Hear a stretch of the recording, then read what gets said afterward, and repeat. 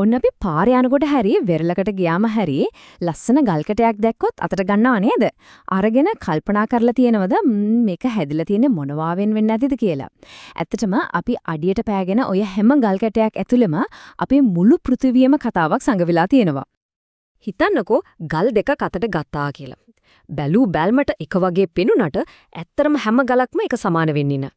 සමහර ඒවා තියෙනවා හරියට පිරිසුදු රත්තරන් වගේ එකම දෙයකින් හැදලා තියෙන්නේ. තවත් සමහර ඒවා එක එක දේවල් එකතු වෙච්ච මිශ්‍රණ. ඉතින් අද අපි බලමු මේ අභිරහස විසඳන්න. හොඳයි මෙන්න බලන්න උදාහරණයක් මේ රූප දෙක දිහා.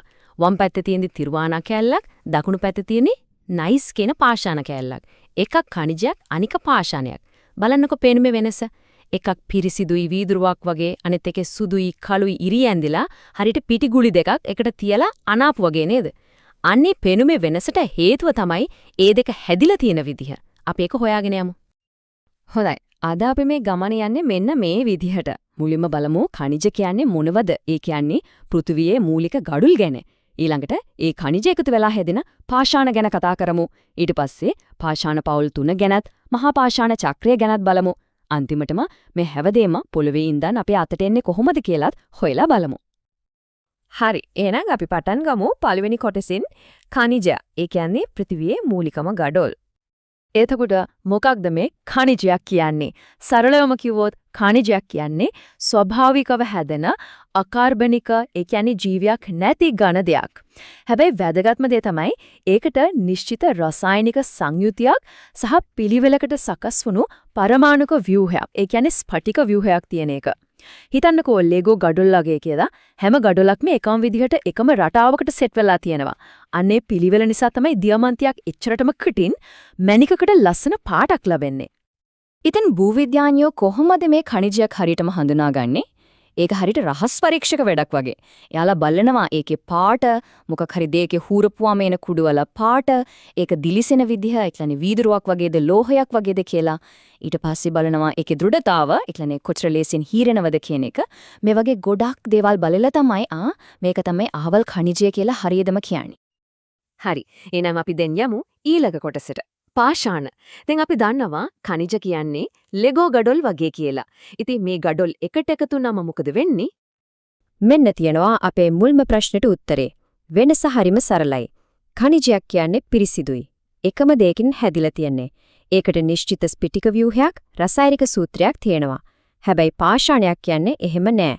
ඒක මිශ්‍රණයක්. ඛනිජ වර්ගයක් එකක්, දෙකක්, සමහර විට ඊටත් වඩා එකතු වෙලා තමයි හැදෙන්නේ. හරියට කේක් එකක් වගේ. කේක් එකට පිටි, සීනි, බිත්තර ඕනනේ. අන්න ඒ වගේ.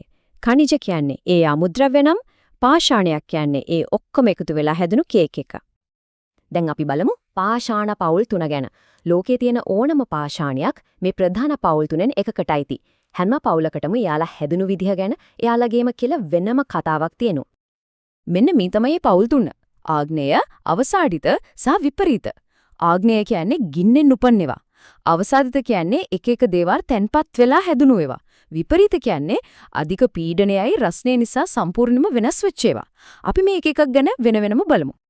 මුලින්ම ආග්නේය පාෂාණ. මේවා තමයි ගින්නෙන් උපන් දරුවෝ. පොළොවේ තුලේ තියෙන අධික රස්නෙට දිය වෙච්ච පාෂාණ, ඒ කියන්නේ මැග්මා, එහෙමත් නැත්නම් ගිනි කන්දකින් එළියට එන ලාවා සිසිල් වෙලා ඝන වුණාම තමයි මේ ආග්නේය පාෂාණ හැදෙන්නේ.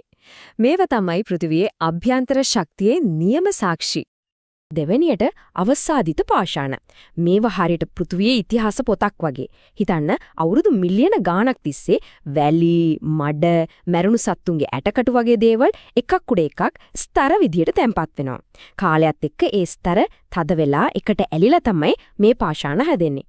අන්න ඒකයි ඩයිනසෝරයන්ගේ ෆොසිල් වගේ දේවල් මේ පාෂාණ ස්තර අතරින් හම්බ වෙන්නේ.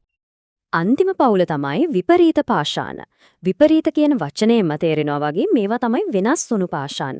ඒ කියන්නේ කලින් තිබුණු ආග්නේය හරි අවසාදිත හරි පාෂාණයක් පෘථිවි අභ්‍යන්තරයේ අධික තාපයටයි පීඩනයටයි අහුවෙලා හරියට තැම්බිලා මිරිකිලා වගේ සම්පූර්ණම අලුත් පාෂාණයක් බවට පත් වෙනවා.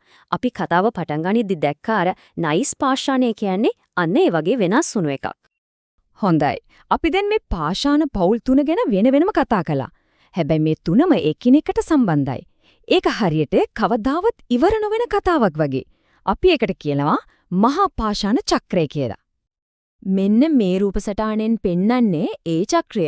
මේකේ තියෙන පුදුම සහගතම දේ තමයි ඕනම පාෂාණ වර්ගයක් කාලයත් එක්ක තවත් පාෂාණ වර්ගයක් බවට පත්වෙන්න පුළුවන් වීම.